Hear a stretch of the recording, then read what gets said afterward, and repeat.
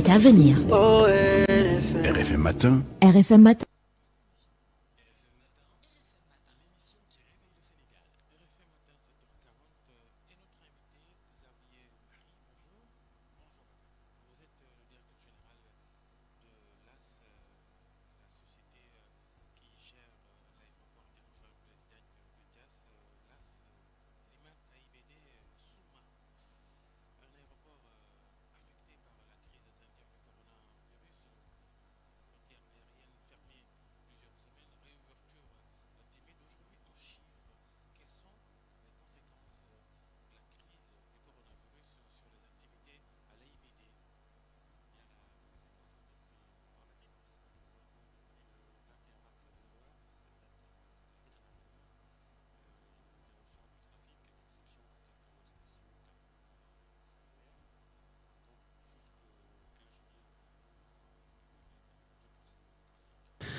Donc une aérogare complètement déserte,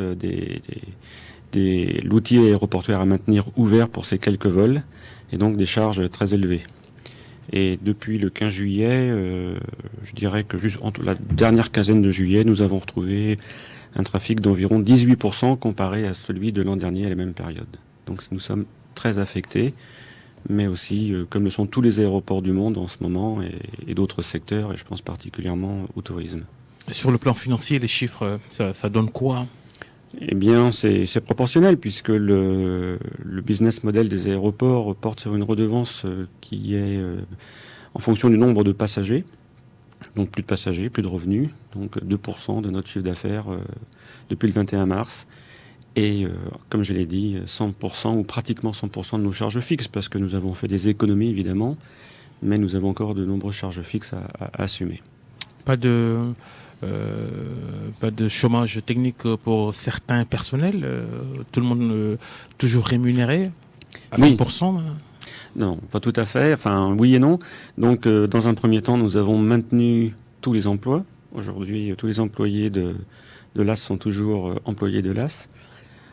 Pour les premiers mois, en demandant des efforts au personnel, mais aussi en trouvant des accords avec les partenaires sociaux, nous avons réussi à payer 100% des salaires jusqu'à fin mai.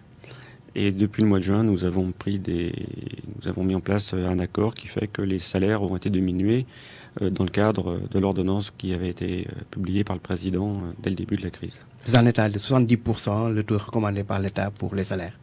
Le taux recommandé par l'État, le taux plancher, je dirais, est 70%. Et nous avons discuté avec nos partenaires sociaux pour avoir des pourcentages un peu plus élevés au départ et ensuite qui vont en décroissant puisque le trafic ne reprend pas comme nous l'espérons. Et donc nous allons continuer à discuter avec nos partenaires sociaux parce que nous sommes dans un style de management où nous privilégions la discussion et l'entente. On pourrait aller à des licenciements, c'est ce qu'on entrevoit dans vos propos un peu. Je vais pas essayer de le faire entrevoir, en tout cas, c'est quelque chose qu'aujourd'hui qu'on va éviter. Mais si jamais on devait arriver à cette issue, effectivement, il faudrait qu'on en discute. Mais c'est un sujet qui est extrêmement important pour nous et prioritaire. C'est maintenir l'emploi le plus longtemps possible. Il y a des prévisions dans les transports aériens internationaux qui disent que ça va se stabiliser peut-être vers 2024. Ce n'est pas un tout petit peu extrême ou vous avez les mêmes prévisions, les mêmes anticipations? Alors, comme je l'ai déjà dit, cette crise est très difficile à gérer. Tous nos modèles de prévision sont tombés par terre puisque c'est quelque chose d'inédit. Nous avons effectivement eu plusieurs prévisions, mais là, les dernières études qui sont faites par les experts et puis les gens du secteur, effectivement, laissent entrevoir que le trafic de 2019 ne sera retrouvé qu'aux alentours de 2024. En Europe principalement ou dans les pays occidentaux, et je crains qu'en Afrique ce soit un peu plus tard. Mais on n'est jamais à l'abri d'une bonne surprise.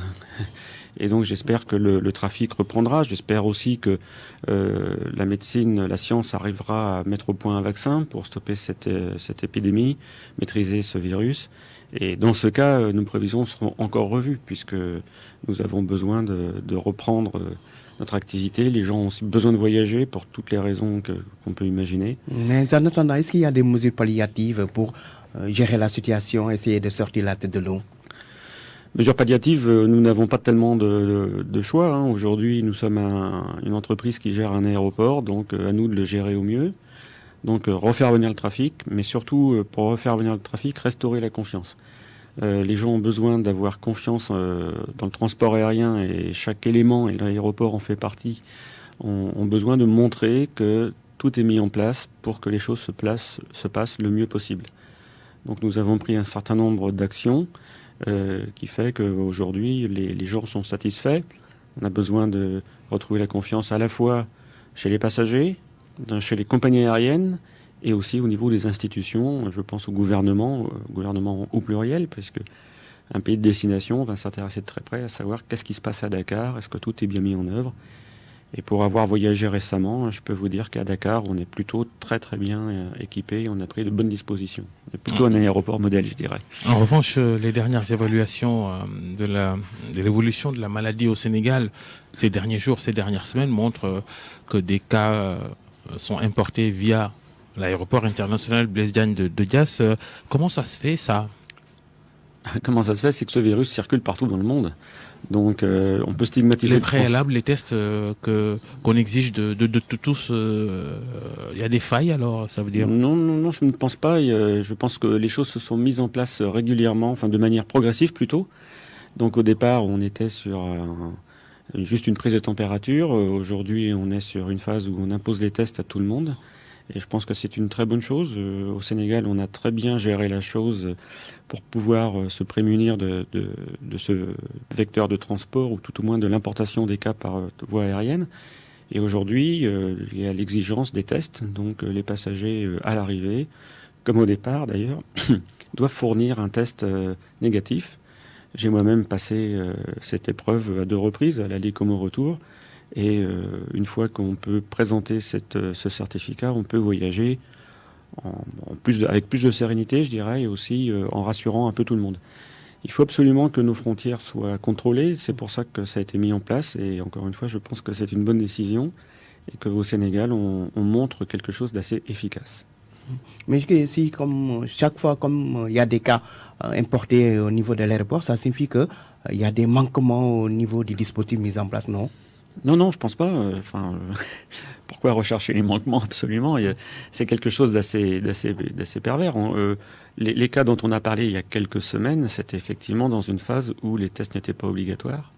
Donc, pas plus tard qu'hier, il y a eu aussi un cas importé à l'aéroport. Oui, justement, notre travail, c'est pouvoir arrêter, repérer ces gens et ensuite pouvoir les isoler de manière à les hospitaliser et éviter qu'ils contaminent d'autres personnes.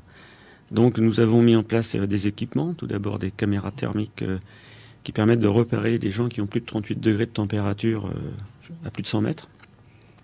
Ces caméras sont efficaces puisqu'elles ont déjà repéré des passagers que nous avons soustraits du public de l'aéroport et nous avons fait le nécessaire pour maintenir leur santé et éviter la propagation. Il y a aussi des prises de température et puis ensuite il y a tout un dispositif de protection. On donne du gel à chaque passager, on ne réserve le terminal qu'aux voyageurs pour éviter la densité dans l'aérogare. Donc le terminal est équipé aussi de signalétique indiquant aux gens tout le rappel des gestes barrières et principalement la distanciation sociale. Et là, j'insiste encore une fois, comme j'ai déjà fait aussi à plusieurs reprises, c'est très important, il ne faut pas se coaguler, il ne faut pas se coller les uns aux autres. C'est comme ça qu'on transmet. Et comment ça se passe dans les aéronefs? Comment les passagers à bord d'un avion peuvent respecter la distanciation sociale? Alors ça dépend des compagnies aériennes, mais la plupart des compagnies demandent aux gens de porter le masque tout le long du trajet. Mais surtout, vu la disposition des gens et les systèmes de rafraîchissement ou de renouvellement d'air plutôt, qui est filtré avec des filtrations dignes d'un hôpital, on considère qu'à bord des avions, le risque est très peu élevé, voire même pas élevé du tout. Donc ça, c'est un sujet compagnie. Voilà ce que je peux vous en dire, puisque je suis plutôt aéroport. Mais aujourd'hui, C'est le cas. Et Air Sénégal, en tout cas, au départ dès sa reprise, avait commencé avec un siège sur 2, justement pour maintenir cette distanciation. Mais c'est économiquement assez difficile à soutenir. Donc je pense que tout le monde va revenir vers la pratique commune qui est d'embarquer les gens d'une manière séquentielle pour éviter que les gens se bousculent et se rapprochent quand ils prennent place dans l'avion. Et ensuite d'obliger les gens à porter le masque tout le long du vol. Ouais. Les tests à l'aéroport, les voyageurs sénégalais se plaignent des coûts, tarification correcte pour vous? Oui, tout à fait. 40 000 CFA? Oui, 40 000 CFA, c'est le prix qui est à peu près pratiqué partout dans le monde. Il y a des aéroports qui sont beaucoup plus chers, mais c'est une nouvelle donne qu'il va falloir intégrer. Maintenant, il va falloir voyager en montrant qu'on n'est pas contaminé. Donc, il faudra s'équiper, venir avec son test négatif. Il faudra payer la somme qui est indiquée pour pouvoir passer ça. Je pense que quand on achète un billet d'avion, on peut rajouter 40 000 pour sa santé, pour la santé des gens qui nous entourent, mais aussi pour la santé des gens qu'on va rencontrer, parce que c'est rassurant de savoir que dans l'avion, il n'y a que des gens avec un test négatif. Moi, personnellement, je préfère avoir cette certitude plutôt que d'avoir une inquiétude et me dire que peut-être que je vais attraper ça dans l'avion à cause de mon voisin. Donc c'est une une nouvelle donne, c'est quelque chose qu'il faut intégrer maintenant. Le Covid est partout, il nous a touchés, et à nous de pouvoir vivre avec. Oui, vous l'avez dit tout à l'heure, depuis le 15 juillet, date de la réouverture des frontières aériennes, il n'y a pas encore beaucoup de passagers, 18% de votre capacité. Aujourd'hui, ce qui est dû à la décision de l'État du Sénégal d'appliquer la réciprocité par rapport à l'Union européenne qui interdit ces vols dans l'espace Schengen, est-ce une bonne décision, cette réciprocité décidée par les autorités sénégalaises? Écoutez, moi je peux pas... moi je soutiens les décisions du gouvernement du Sénégal et je pense que c'est aux diplomates maintenant de discuter entre eux pour trouver une solution. Je me garderai bien de commenter cette décision. Mais d'après vous, c'est une bonne décision? Oui, c'est la décision idéale? Alors, idéal peut-être pas, mais une bonne décision, oui. Il faut aussi que chaque pays montre sa souveraineté et puis voilà. Donc, en dépit des conséquences? Oui, mais donc je laisse la décision au ministre et les discussions aux diplomates pour pouvoir faire avancer sur ce sujet. L'AIBD est-il un organisme rentable? Est-ce que le business est rentable? Même, je parle de la période d'avant crise sanitaire du coronavirus.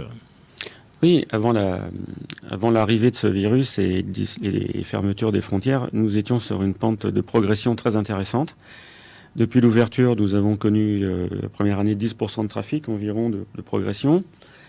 Ensuite, aux alentours de 5%. Et nous avions pour cette année aussi d'excellentes prévisions. Et comme nous sommes une jeune entreprise, nous sommes nés en 2017, nous avions des perspectives de rentabilité qui étaient bien meilleures et qui nous laissaient entrevoir l'ouverture surtout d'investissements, de faire des investissements, de pouvoir faire progresser, et puis aussi d'entrevoir l'extension du terminal, puisque nous étions à l'époque sur une progression de trafic qui nous laissait penser qu'on atteindrait les 3 millions de passagers avant 2024, sachant que dans notre business model au départ, nous avions prévu d'atteindre ce chiffre en 2024.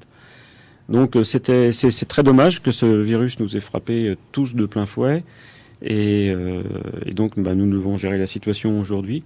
Mais oui, pour répondre à votre question, le AIBD était sur une pente de progression très intéressante, surtout au regard de ce qui se passe en Afrique et en Afrique de l'Ouest particulièrement. Le business autour de cet aéroport, la SECNA, pourquoi la SECNA perçoit des redevances aéroportuaires, notamment sur les atterrissages sur la piste, alors que l'investissement a été réalisé à 100% par le Sénégal à travers l'AIBD? Pourquoi ce ratio 50-50 c'est normal? Est-ce que vous le comprenez? Est-ce que vous l'acceptez?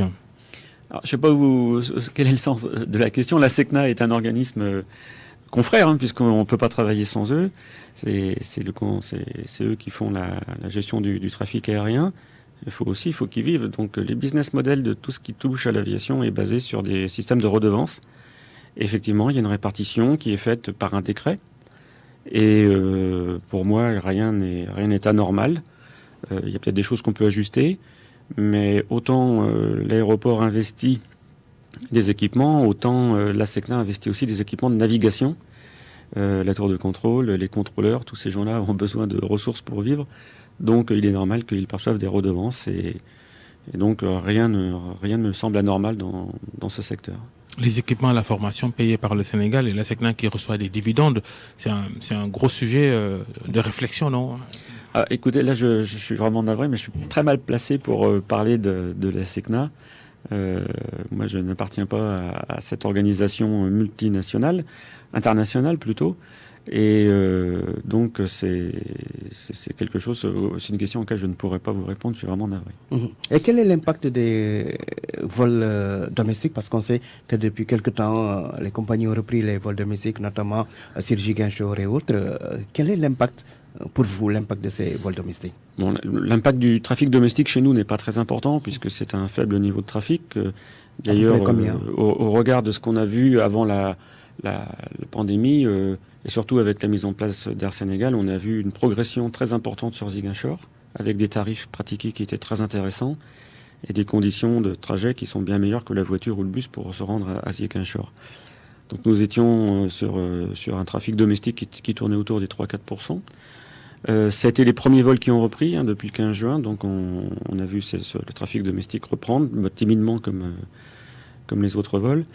Mais aujourd'hui, c'est un trafic qui pour nous reste intéressant et qu'il faut continuer à assurer. Oui, 2 compagnies sur Ziguinchor et chacune 2 vols par jour, avant la crise en tout cas. Est-ce que ça c'était intelligent? Rien que sur Ziguinchor, avoir 4 avions par jour qui ne sont pas remplis. Mais il faut avoir une offre pour pouvoir avoir un trafic. Donc il y avait une offre qui a été mise en place par Transair, qui est une compagnie historique, et par Air Sénégal. Et je pense que les 2 compagnies étaient complémentaires en termes de modules, en termes de modules de type d'avion, en termes de tarifs aussi, en termes d'horaire. Et bon, les avions ne sont pas remplis à 100%, mais si on arrive à des remplissages de l'ordre de 70%, on arrive à avoir une bonne rentabilité des vols. Mais aussi une notion de service public et puis de continuité territoriale. Donc il est important que le Sénégal ait des compagnies qui puissent desservir les aéroports en interne. Donc j'espère que ce trafic d'ailleurs va continuer à évoluer parce que comme c'est de l'intra-Sénégal, c'est du vol domestique, c'est quelque chose qui mériterait de pouvoir continuer à évoluer. Sauf que c'est pas très rentable comme vous l'avez dit tout à l'heure. Mais là, après, si c'est pas rentable, ça reste aux compagnies aériennes de prendre des décisions qui s'imposent et de voir aussi avec le gouvernement. 10 secondes, la dernière question. La connexion routière entre l'AIBD et le reste du pays sur Dakar, l'autoroute à péage Dakar-AIBD, ces bouchons qui font rater à beaucoup de voyageurs leur vol. Est-ce que vous avez fait une évaluation? Est-ce que vous avez des propositions à faire ou des récriminations à faire? Bon, il y a plusieurs sujets qui ont été abordés, particulièrement avec la société Eiffage, et donc de voir si on peut trouver des solutions qui permettraient aux gens qui vont sur l'aéroport de passer beaucoup plus rapidement, mais c'en est qu'au stade de réflexion actuellement. Mais c'est un sujet qui nous préoccupe. Il y a les passagers, il y a les équipages, il y a tous les partenaires qui ont besoin de venir à l'aéroport. Il ne faut pas qu'ils soient en retard, surtout quand il s'agit de trafic aérien. Merci Xavier Marie, directeur général de l'AS, la société gestionnaire de l'aéroport international Blaise Diagne de Diass. Merci à El Hadj Ndiogou Diène. Jaa ngeen jëf mbokk yi mu ne woon RFM matin ñu yendu jàmm ba ëllëg incha allah.